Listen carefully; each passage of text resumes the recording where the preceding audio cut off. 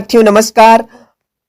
जहां पर राजस्थान में अर्धवार्षिक परीक्षा राजनीतिक विज्ञान का पेपर नहीं हुआ है, उन विद्यार्थियों के लिए ये क्लास महत्वपूर्ण है, क्योंकि जहां पर आपके अगर राजनीति का पेपर नहीं हुआ है, क्या कह रहा हूं, राजनीति का पेपर नहीं हुआ अर्धवार्षिक का, तो उनके लिए तो ये फायदेमंद साबित होगा। और ये पेपर है आपकी भीलवाड़ा डिस्ट्रिक्ट का। आप कहोगे ये पेपर नहीं है, पेपर है। वास्तव में आप भीलवाड़ा डिस्ट्रिक्ट का पेपर देख सकते हैं। और मैंने क्या किया कि पेपर का अभाव था, लेकिन क्वेश्चन को क्या किया, उतारा आपके सामने, ठीक, उतार के उसके बाद में प्रस्तुत किया है। मैंने 2 से 3 क्लासें रिकॉर्ड इस प्रकार से की है। ये देखो, ये 3 पेपर मैंने, ये तीसरा पेपर मैंने आज लिखा है, ठीक है। 2 पेपर की पहले क्लास लिखकर उसके बाद में आपके सामने दी है। तो उन क्लासों को देखना है तो वो भी अपने चैनल पर है, तो उन क्लासों को देखिए, जिससे कि जहां पर भी पॉलिटिकल का पेपर नहीं है तो उनके लिए फायदेमंद साबित होगा। अगर आपको ये पीडीएफ चाहिए इन क्वेश्चन की, तो आपको क्या करना, सारे डिस्ट्रिक्ट मेरे पास आ जाते हैं। उसके बाद में आपको बिल्कुल निःशुल्क आपको दी जाएगी जो भी इंपॉर्टेंट क्वेश्चन, और उसके साथ में ये जो परीक्षा में पूछे जा रहे हैं, जो आपके 2024 में राजस्थान बोर्ड में पूछे जाने की संभावना रहेगी, ऐसे प्रश्न आपके लिए फायदेमंद साबित होंगे। तो क्या करना होगा, कुछ नहीं करना, इस चैनल को सब्सक्राइब करना। प्लीज आप चैनल को सब्सक्राइब करोगे तो ही आपको ये पीडीएफ के रूप में मिलेगी, अनदर किसी को नहीं मिलने वाली है। जो इस चैनल को सपोर्ट करेगा, चैनल को सब्सक्राइब करेगा, लाइक शेयर तो करना ही है, लेकिन इतना काम कर लेगा तो उसको बिल्कुल फ्री, बिल्कुल 10 रुपये भी, मैं कहता हूँ 1 रुपये भी नहीं लिया जाएगा आपसे। बिल्कुल पीडीएफ में आपको व्हाट्सएप पे अवेलेबल हो जाएगी, ठीक है। तो ये आपके लिए एक खुशखबरी है। तो टाइम गंवाए बगैर आज की क्लास शुरू करते हैं। क्या है पहला प्रश्न आपके सामने क्या है, देखो, अर्धवार्षिक में छपने वाले प्रश्न है। जहां पर अर्धवार्षिक पेपर नहीं हो वहां उनके लिए इंपॉर्टेंट क्वेश्चन है। देखो, पहला क्वेश्चन क्या था, बहुविकल्पीय क्वेश्चन थे। मैंने वन लाइनर अप्रोच में आपको दिया, ठीक है। ऑप्शन वाले क्वेश्चन थे, लेकिन आपको वन लाइनर के रूप में दिया है कि संयुक्त राष्ट्र संघ की स्थापना कब हुई। तो संयुक्त राष्ट्र संघ की स्थापना हुई, वो हुई आपके, कब हुई, संयुक्त राष्ट्र संघ की स्थापना होती है, वो होती है आपके 24 अक्टूबर 1945 को। और भारत इसका सदस्य देश बनता है वो 30 अक्टूबर को बनता है, ठीक है। और इसमें कुल सदस्य देश कितने, 113 कितने, 113। और इसके अंक कितने, 6, ठीक है। ये थे 2-3 फैक्ट जो आपको ध्यान रखने। दक्षेस का प्रथम सम्मेलन कहां पर हुआ, यानी दूसरा क्वेश्चन था कि दक्षेस का प्रथम सम्मेलन कहां पर हुआ, तो वो हुआ ढाका, बांग्लादेश। और दक्षेस को क्या करते हैं, सार्क, दूसरा नाम इसका सार्क, सी, ठीक है, सार्क इसका दूसरा नाम है। उसके बाद तीसरा क्वेश्चन था कि अमेरिका वर्ल्ड ट्रेड सेंटर पर हमला कब हुआ, तो उत्तर है 11 सितंबर 2001, यानी अमेरिका का जो वर्ल्ड ट्रेड सेंटर है उस पर हमला हुआ 11 सितंबर 2001, 11 सितंबर 2001, ठीक है। ये थोड़ा अपना चैनल का लोगो है, इसको भी थोड़ा सपोर्ट कीजिएगा। आगे क्वेश्चन था चौथा कि ब्राजील की राजधानी है, तो ब्राजील की राजधानी है ब्रासीलिया। क्या है, Brasilia. Question number 5, Bharat Pak विभाजन के समय कुल रजवाड़ों की संख्या थी, संख्या बतानी थी, कितने रजवाड़े थे ये बताने थे। तो वो थे आपके 365, कितने थे, 365 रजवाड़े, 19 रियासतें, कितनी, 19 रियासतें। ये भी ध्यान रखना, पूछा जा सकता कि रियासतें कितनी थी।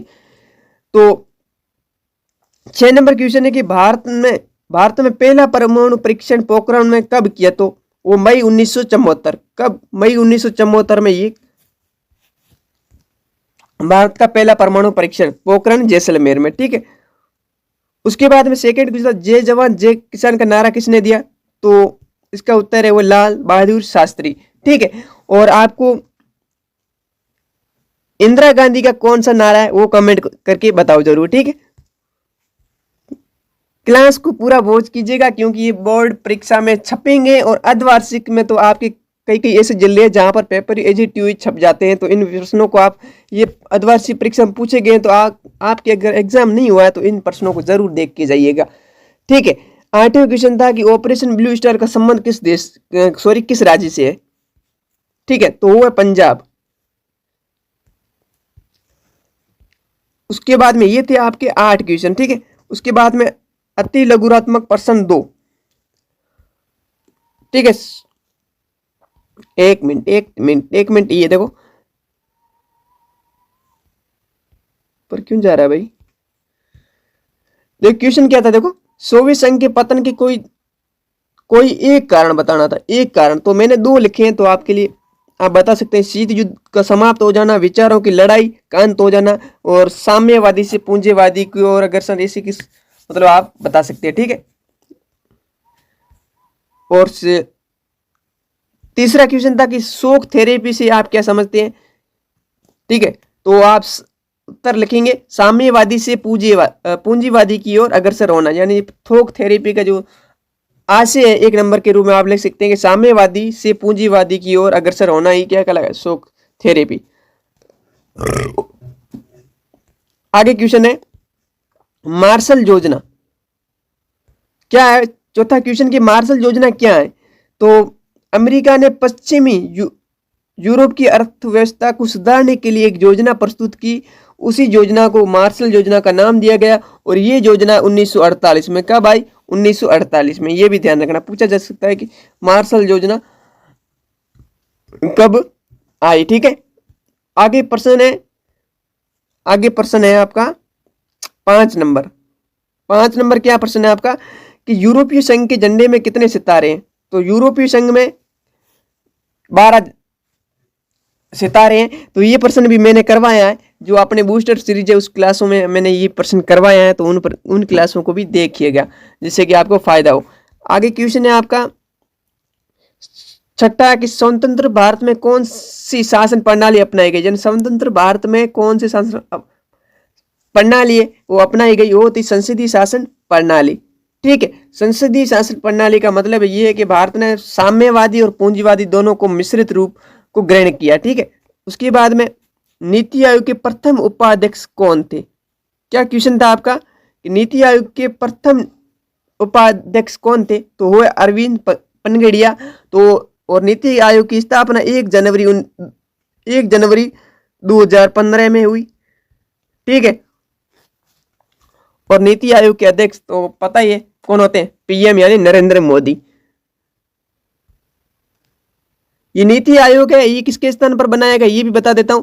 तो ये आपके योजना आयोग के स्थान पर, योजना आयोग को नाम बदलकर इसका क्या नाम किया गया आपके नीति आयोग, ये भी ध्यान रखना। आगे प्रश्न है 8 नंबर। क्या था 8 नंबर, इंदिरा गांधी द्वारा किए गए किन्हीं 2 कार्य को बताना था, नाम लिखने थे। और ये प्रश्न आप देख लीजिएगा, ठीक है। इसके उत्तर आपको जब मैं पीडीएफ आपको उपलब्ध कराऊंगा तब आपको दे दूंगा, ठीक है। उसके बाद में ये था क्वेश्चन आपका अंतर्राष्ट्रीय आपातकाल की घोषणा किस अनुच्छेदों द्वारा की गई। तो ये भी आपके लिए प्रश्न था अर्धवार्षिक में पूछा गया। उसके बाद नंबर पर 10वां, ये आप देख सकते हैं 10वां 11वां। उसके बाद 12 ये लघुरात्मक 2-2 अंक वाले प्रश्न पूछे गए। भारत व भूटान के संबंधों पर संक्षिप्त में टिप्पणी कीजिए। इंपॉर्टेंट क्वेश्चन है आपका 12वां, इंपॉर्टेंट लगा दीजिए, ठीक है। 2 नंबर का प्रश्न पूछा जा सकता है। उसके बाद 14 क्वेश्चन ग्लोबल वार्मिंग क्या है समझाना था। 14 क्वेश्चन था अवरोध से आप क्या हासिल है, निशस्त्रीकरण को समझाना था। उसके बाद में 15 क्वेश्चन प्राकृतिक वनों से कोई 4 लाभ लिखिए, इंपॉर्टेंट क्वेश्चन है। 15वां भी इंपॉर्टेंट क्वेश्चन है, आप लगा दीजिए। आज ही इसको परीक्षा में पूछा जा सकता है, द्विवार्षिक और वार्षिक दोनों में, ठीक है। उसके बाद में 16 क्वेश्चन रियो सम्मेलन के 2 परिणाम बताने थे, इंपॉर्टेंट क्वेश्चन, ठीक है। डॉक्टर भीमराव अंबेडकर के विचारों को लिखना था। 18 क्वेश्चन था कि प्रथम 3 चुनाव में एक दलीय प्रभुत्व को लिखना था। और 19 क्वेश्चन था विदेश नीति क्या है समझानी थी। और ये बड़े बड़े प्रश्न है, ठीक है। भारत व चीन के मध्य सीमा विवाद क्या है स्पष्ट करने, इंपॉर्टेंट क्वेश्चन, ठीक है। इंपॉर्टेंट लगा दी 20वां क्वेश्चन भी और एक 18वां भी, ठीक है। उसके बाद में दीर्घ उत्तरात्मक प्रश्न है 80 से 100 शब्दों के मध्य आपको लिखने थे। क्वेश्चन था आपका 21 नंबर, क्या कह रहा है श्रीलंका के जातीय संघर्ष का वर्णन करना था, 3 अंक वाला प्रश्न। संयुक्त राष्ट्र संघ की स्थापना के उद्देश्य स्पष्ट कीजिए, इंपॉर्टेंट क्वेश्चन लगा दीजिए। 21वां क्वेश्चन इंपॉर्टेंट, आपके अर्धवार्षिक और वार्षिक में पूछा जाएगा। उसके बाद 23 नंबर क्वेश्चन अंतर्राष्ट्रीय स्तर पर बढ़ते आतंकवाद के कारणों की समीक्षा करनी थी। 24 नंबर क्वेश्चन क्या है कि आया राम गया राम राजनीति पर संक्षिप्त में टिप्पणी करनी थी।